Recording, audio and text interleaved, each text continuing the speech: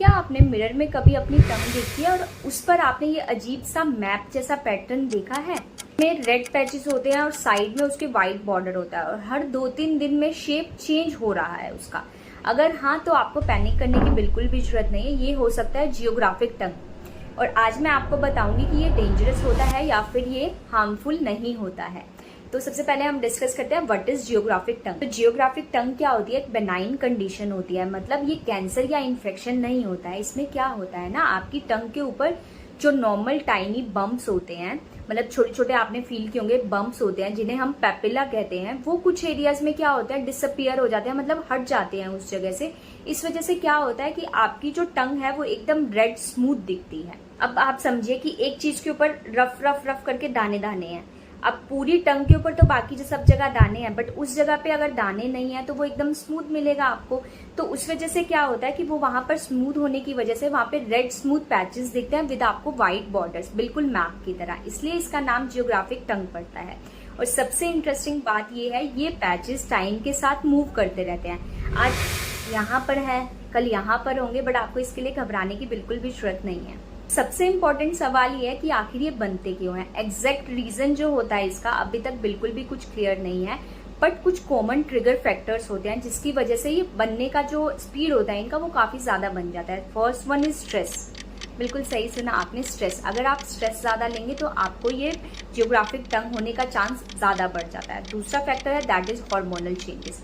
Third factor vitamin B की deficiency. Fourth one जो रहेगा स्पाइसी या एसिडिक फूड अगर आप ज्यादा लेते हो तो उसकी वजह से। एंड लास्ट जो रहता है दैट इज जेनेटिक टेंडेंसी, मतलब अगर आपके पेरेंट्स में है तो आपको होने के चांसेस भी काफी ज्यादा बढ़ जाते हैं।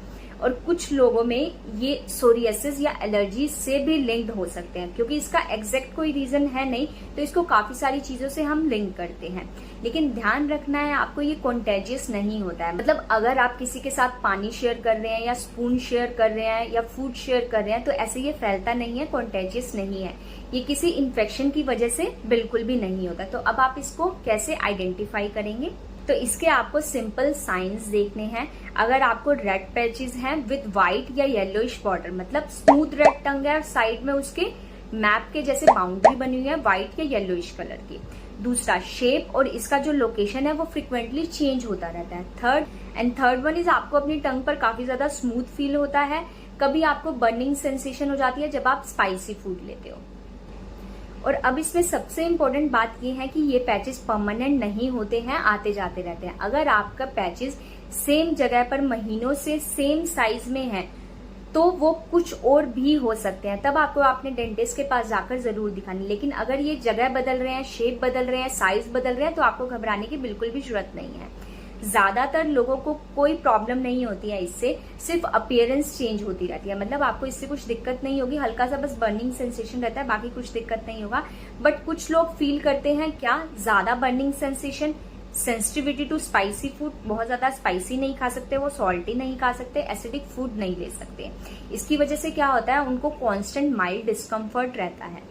एंड गुड न्यूज ये है आपके लिए कि ये यूजुअली जो होता है पेनलेस होता है और हार्मलेस होता है, इससे आपको घबराने की कोई जरूरत नहीं। तो नेक्स्ट टाइम अगर आपको अपनी टंग पर ऐसा मैप जैसा कुछ पैटर्न दिखे तो आपको गूगल करके डरने की बिल्कुल भी जरूरत नहीं है, या आपको सीधा कैंसर बोलेगा गूगल, तो ऐसा डरने की आपको बिल्कुल भी जरूरत नहीं है। तो जियोग्राफिक टंग एक नॉर्मल वेरिएशन है। ट्रीटमेंट की जरूरत तब पड़ती है अब आपको जब आपको सिम्टम्स हो, मतलब अगर आपको बर्निंग सेंसेशन हो रहा है, जो मैंने आपसे पहले सिम्टम्स डिस्कस किए वो सब हो रहा है, तो आपको ट्रीटमेंट की जरूरत है। इसके अलावा आपको कोई ट्रीटमेंट की जरूरत नहीं है। अगर डाउट हो या पेन ज्यादा हो तो आपको अपने डेंटिस्ट के पास जाकर दिखाना है। सेल्फ डायग्नोसिस आपको इस केस में अवॉइड करना है।